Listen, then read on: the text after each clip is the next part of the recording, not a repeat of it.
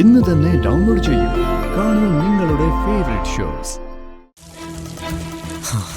ദൈവമേ, അണ്ണനെ കാത്തോളണേ.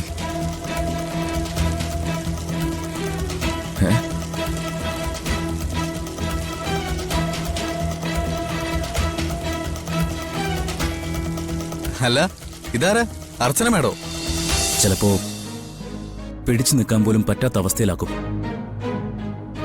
എങ്ങനെ അതിനോടൊക്കെ പെരുമാറണമെന്നോ പ്രതികരിക്കണമെന്നോ പോലും നമുക്ക് ചിന്തിക്കാനുള്ള സമയം കിട്ടിയെന്ന് വരില്ല. അതിനു മുൻപേ നമ്മൾ വീണു പോവും. ചിലപ്പോൾ നമ്മൾ ജയിലിലായെന്നും വരും. പക്ഷെ ഇതിനൊക്കെ നമ്മൾ നേരിട്ടേ പറ്റൂ. അനൂപേട്ടൻ നിരപരാധിയാണെന്നുള്ളത് എല്ലാവർക്കും അറിയാം. പക്ഷേ മരിച്ചു പോയത് ചെങ്കൽ മധു എന്ന ഗുണ്ടയുടെ പെങ്ങളാണ്. ഈ സിറ്റിയിലുള്ള അവന്റെ സ്വാധീനവും സെറ്റപ്പൊന്നും അനൂപേട്ടൻ ഒരുപക്ഷെ അറിയില്ലായിരിക്കും.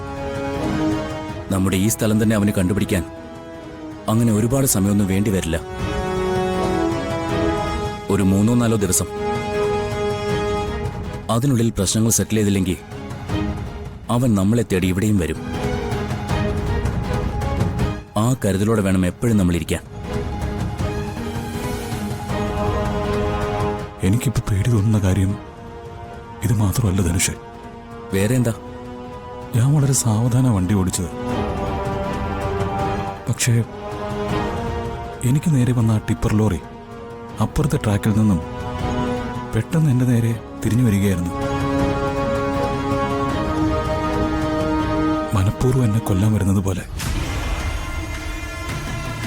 ഇതിനു മുമ്പ് ഒരു ദിവസവും ഇതുപോലെ ആരും എന്നെ ഫോളോ ചെയ്തിരുന്നതായി എനിക്ക് തോന്നിയിരുന്നു.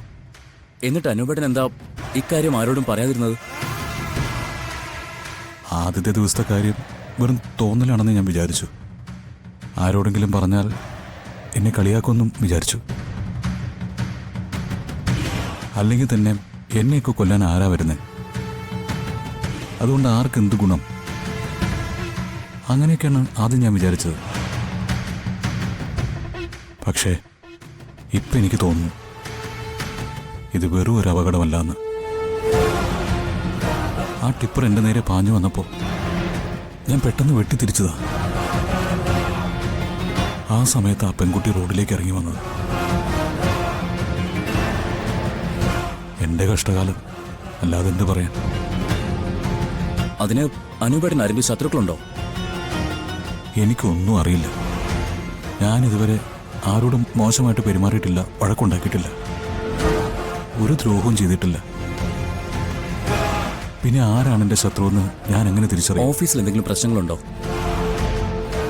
ഞാൻ വന്നതിന് ശേഷം അങ്ങനെ എന്തെങ്കിലും ഉള്ളതായിട്ട് എനിക്ക് തോന്നിയിട്ടില്ല. അനൂപേട്ടൻ എന്തെങ്കിലും തോന്നിയിട്ടുണ്ടോ? അങ്ങനെ നോക്കിയാൽ ഓഫീസിലുള്ള പ്രശ്നങ്ങളൊക്കെ നമുക്ക് പരിഹരിക്കാവുന്നതേ ഉള്ളൂ.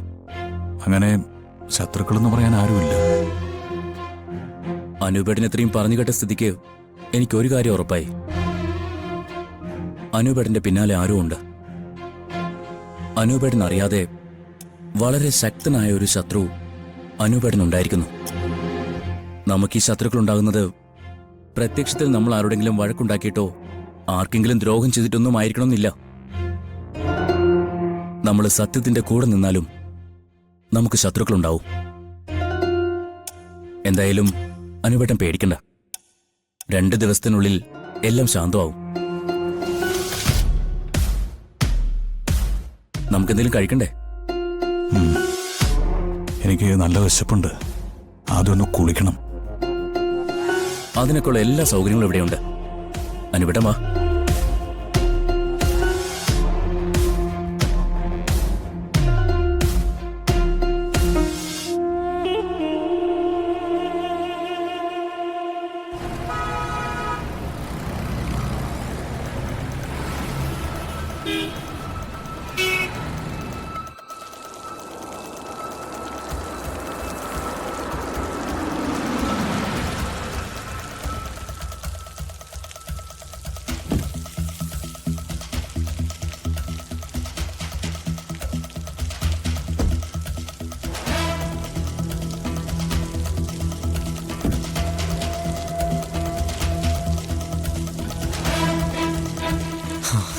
ദൈവമേ, അണ്ണനെ കാത്തോളണേ.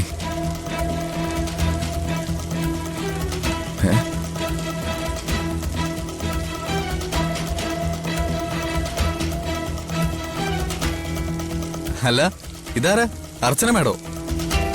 യാത്രയൊക്കെ സുഖമായിരുന്നല്ലോ അല്ലേ? പോയ കാര്യങ്ങളൊക്കെ സെറ്റായോ?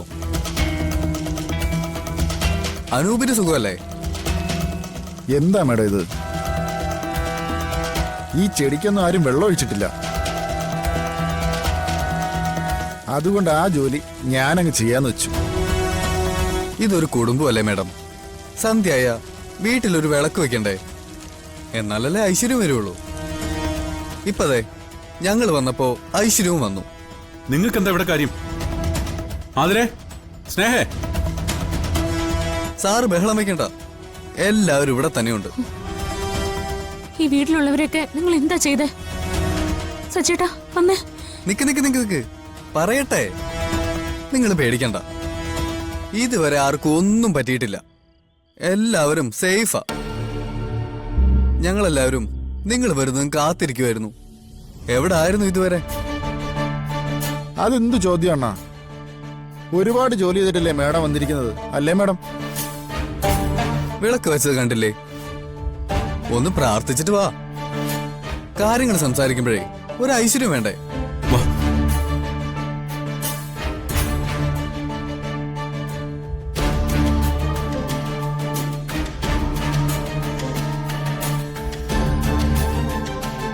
ഏയ്,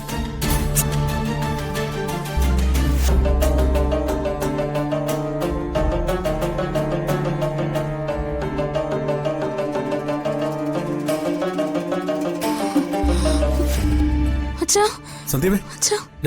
എന്താ പറ്റി? ഇടം അയ്യോ പേടിക്കാനൊന്നുമില്ല സാറേ. പാവം അറിയാതെ ഒന്ന് ബലം പിടിച്ച് നോക്കിയതാ. ചുണ്ട് ചെറുതായിട്ട് പൊട്ടിപ്പോയി. പിന്നെ കാര്യങ്ങളൊക്കെ മനസ്സിലായി.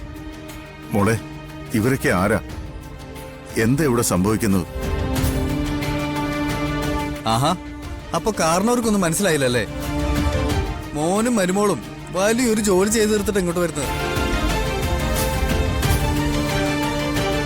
ഇവര് കാരണം നമ്മൾ എത്ര ബുദ്ധിമുട്ടേന്ന് അറിയാമോ? എല്ലാത്തിനും നമുക്കൊരു പരിഹാരം ഉണ്ടാക്കണം. ഇന്ന് രാത്രി അടിപൊളിയായിട്ട് നമുക്ക് എല്ലാവർക്കും ഇവിടെ അങ്ങ് കൂടാം.